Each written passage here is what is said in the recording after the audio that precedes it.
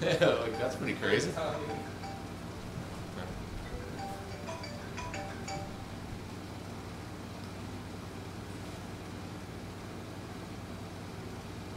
Good. All right. Hey, break out your cold beers, stretch out on the couch, the computer chair, wherever you spank it to internet porn. That's probably where you're watching me. This is Fireside Tats. I'm Jake. I'm your host. This is episode 31. I'm flying solo today for the first time. No training wheels, no one to bounce ideas off of, just me and you guys answering questions. David had something else to do that was more important than us.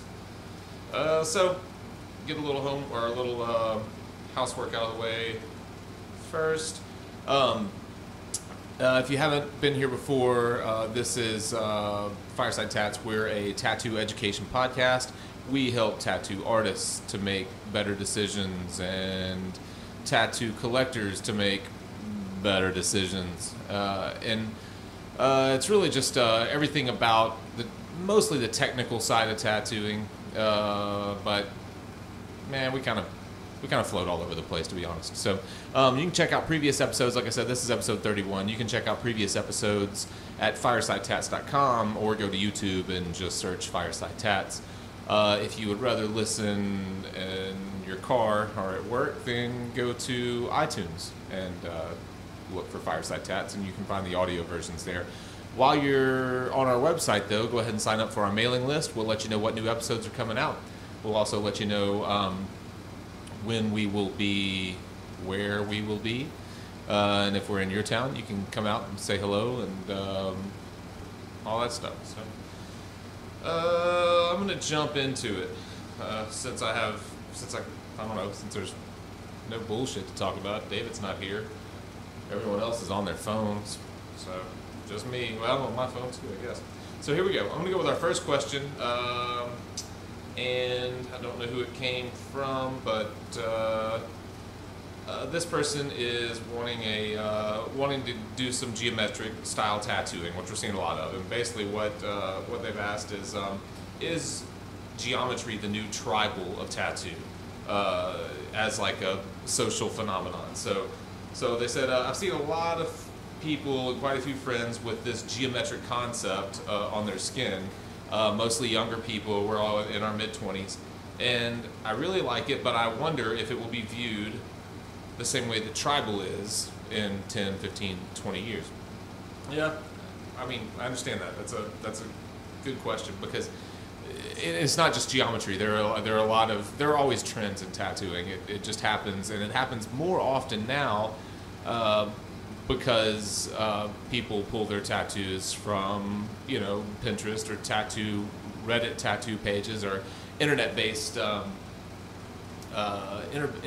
images. So anytime someone gets a new tattoo, a lot more people see it, and if they like the concept, then they run off and they design something similar based on that concept.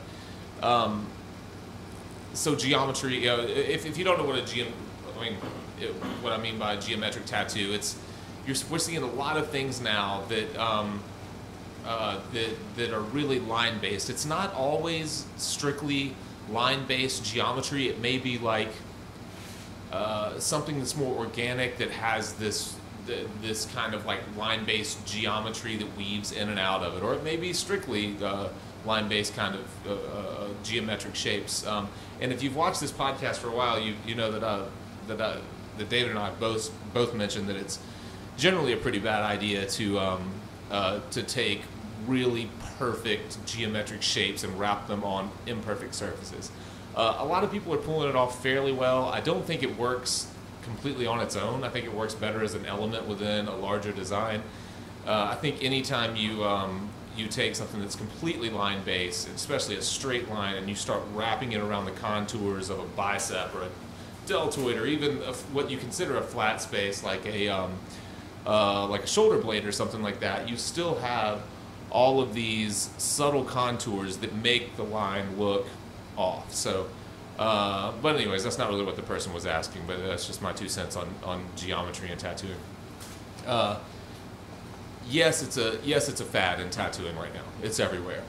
Kind of like like women with shit on their heads, wearing a wolf head, or that's huge right now, or anything turning into birds, something that turns into bird silhouettes.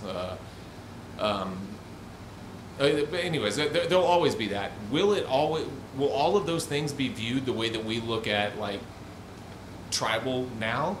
Probably not. I mean,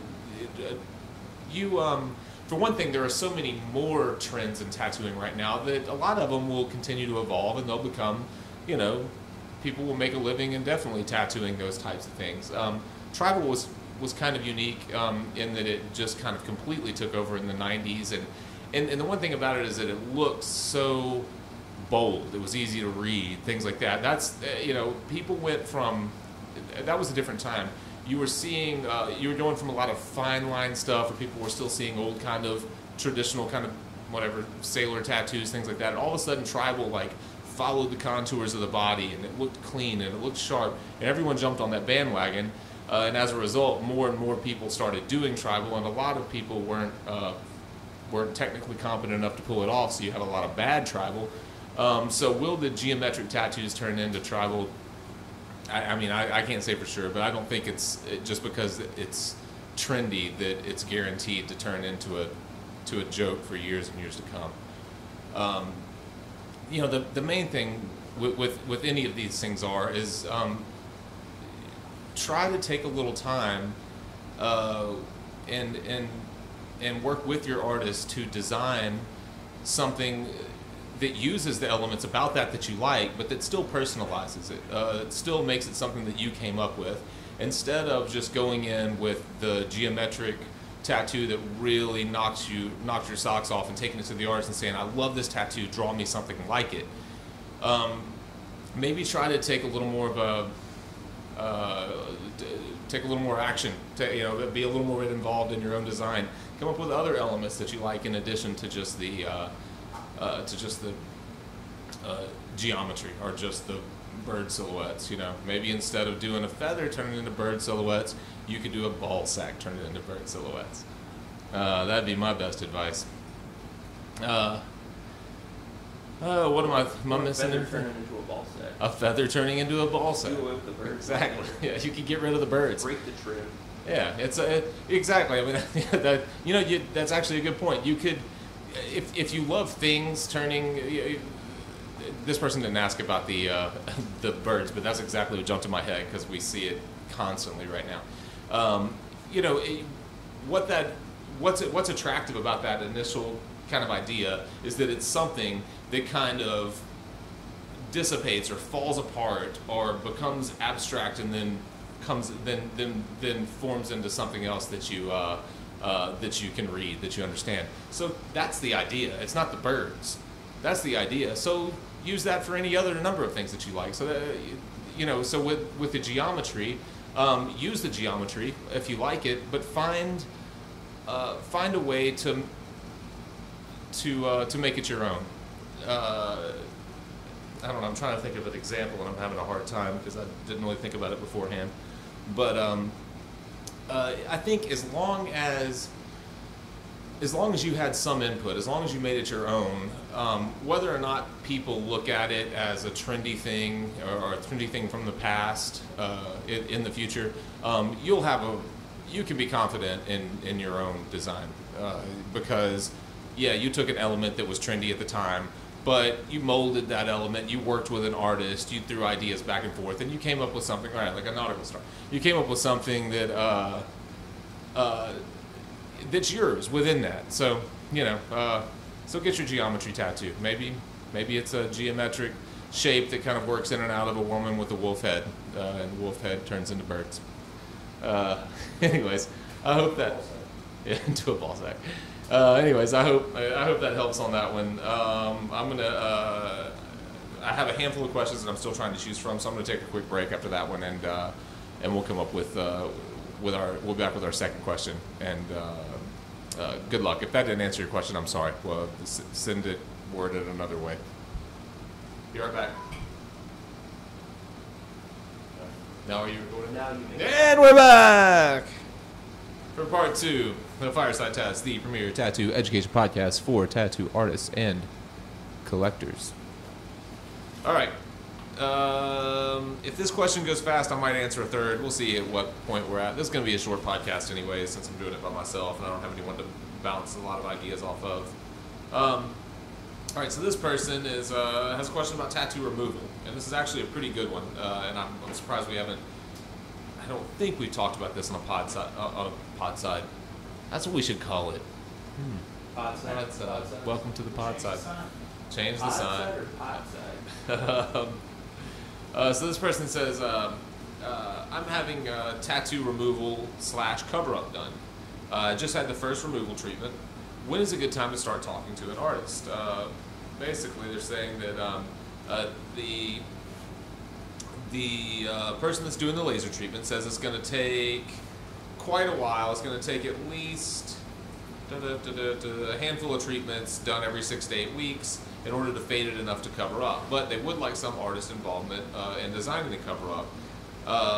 The problem is they don't want to start working with an artist so early that the artist won't really have much interest in discussing it because it's so far in the future. Where is the sweet spot to find an artist? Or am I just overthinking this? What is the etiquette?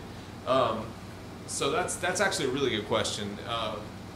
And I've talked to quite a few artists about this. I've got a handful of things that I wouldn't mind covering up, and I've worked with people that are having some laser treatment done, and I think the sooner the better to talk to the artist. I think you're probably overthinking it as far as the artist not having any interest in talking about the tattoo, months before it's going to be done. Especially if you're going to an established artist that you're not going to be dealing with another laser treatment. They're probably going to be pushed out a little ways anyways. And if it is an issue, you can always just put up the deposit. I mean, if you're confident that they're going to be the one doing the tattoo, make a deposit and start working. The reason I say that is if you guys start designing a cover-up piece and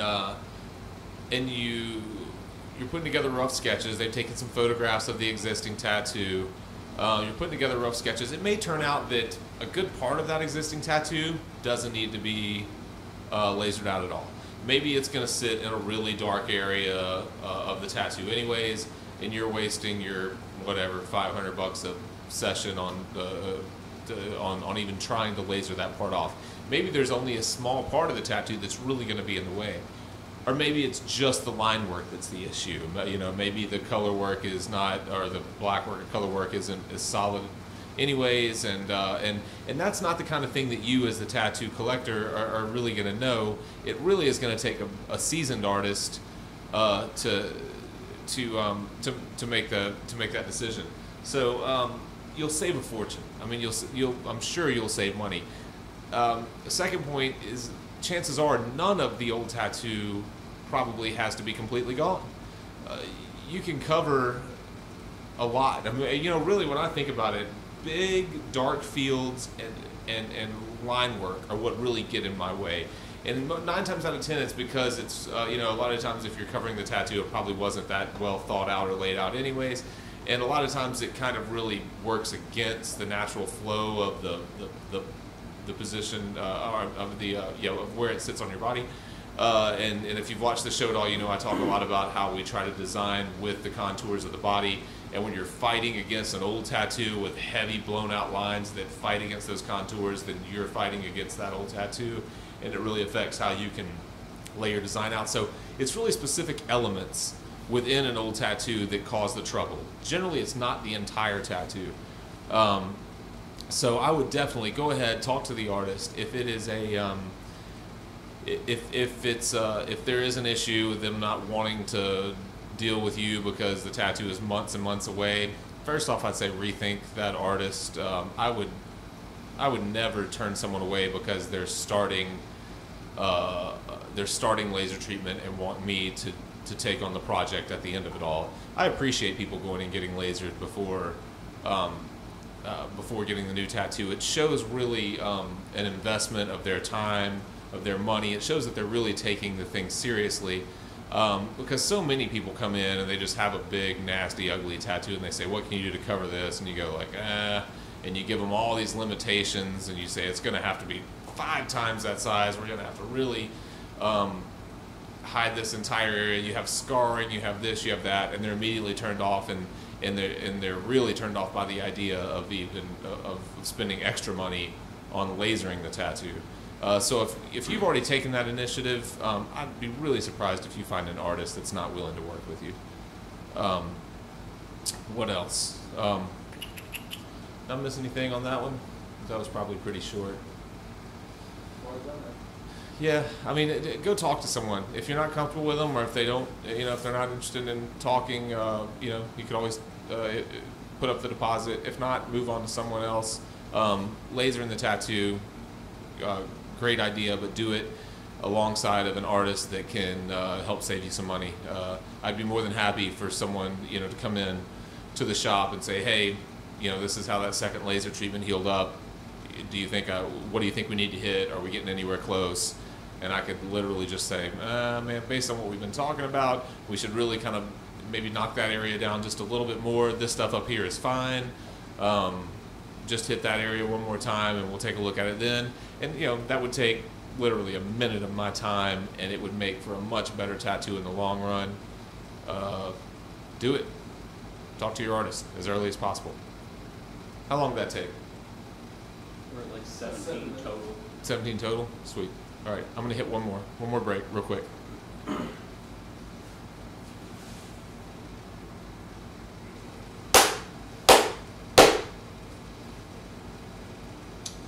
All right, we're back for the first ever part 3 of Fireside Tats. Part 3? Yep. That's right. Once I get going, David's not here to stop me. This is going to be a 12-parter today. I'm going to keep going. All right, one last question. It's going to be a fast one. Here it goes. Does anyone have tips for keeping still while sitting? I'm usually a pretty good sit, but I had a big piece done on the side of my calf yesterday, and certain parts just make my leg wiggle like a fish. Even though I had my leg completely relaxed, I was breathing the whole time, or breathing the whole deal. I felt really bad. I apologized. I'm just wondering if anyone has tips on keeping still through the pain.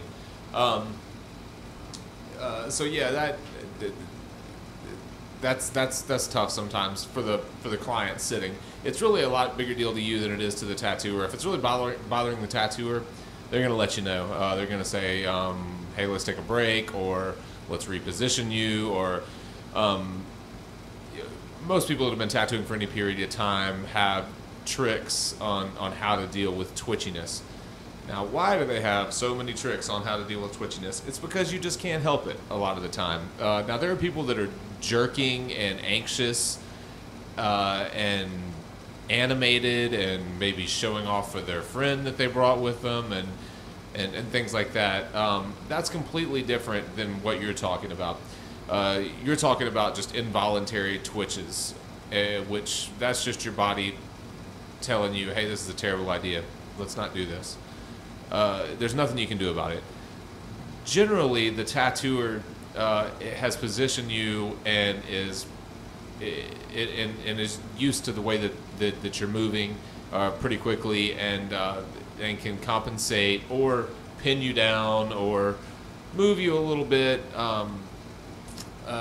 Whatever it takes. If the tattooer didn't bring it up, if it didn't seem to bother them, if the tattoo looks good, then you're probably worrying for nothing. You did all the right things. Basically, we've gone over before the biggest issues with getting tattooed. Generally, you're going to want to be well hydrated. You're going to want to eat something before you come in.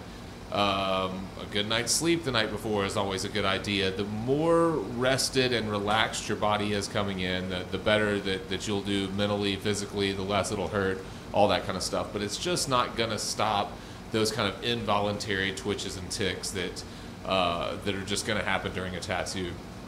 If you're a tattoo artist and you're having issues with people doing that, a lot of times they're in kind of compromised positions. So take a step back, look at how they're sitting, how they're, maybe they're tense, maybe they're one leg is laying across the other leg kind of awkwardly, and it's and they're having to kind of hold themselves up or hold their position.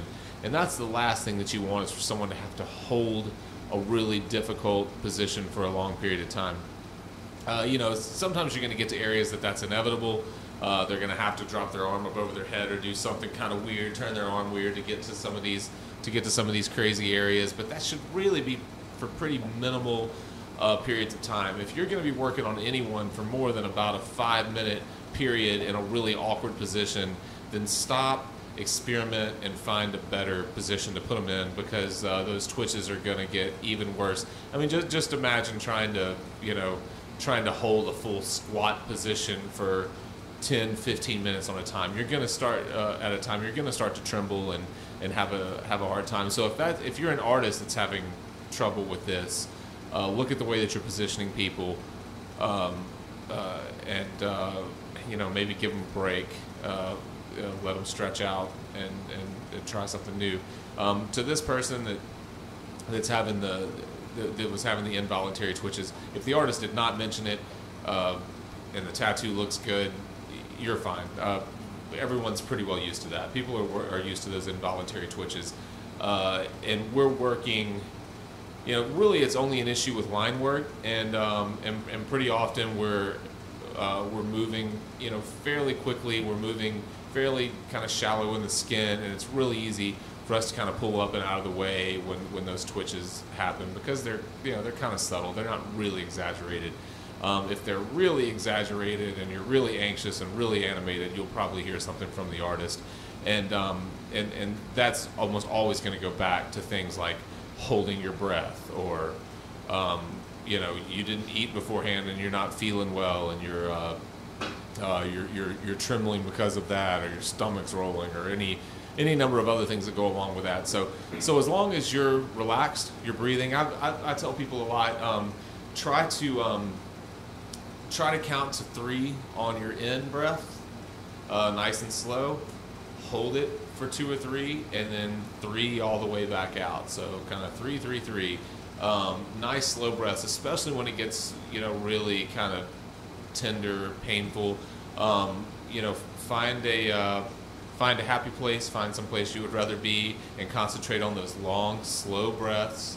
And then just don't be afraid to say, hey, I need a quick break. I can't relax. I'm too tense, because you will get to a point that your body is just not going to let you relax. You're pinching your shoulders. You're straightening your legs. You're doing something that that's causing you that's just amplifying your stress, and that's when you just need a break. You need to get up, go to the bathroom, splash some water on your face, stretch it out, come back, work for a little longer, and don't hesitate to say, that's it, I've had enough, let's schedule another one.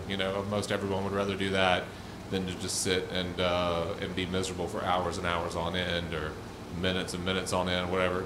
Minutes feel like hours after a while anyways. So yeah, don't sweat it. If you had some involuntary movement and you're no worse for the wear, then it probably wasn't as big a deal as you're making it out to be.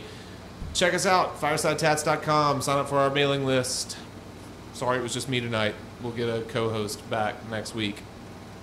What else? Follow us on YouTube, Facebook, Twitter, Instagram. We do absolutely nothing with Fireside Tats on Instagram, but you can follow me at @pluguglyart on Instagram, and I post a lot of my work there and some Fireside related stuff. iTunes, rate us 5 stars on iTunes, and leave us a comment on things that we could do better, or things that you love.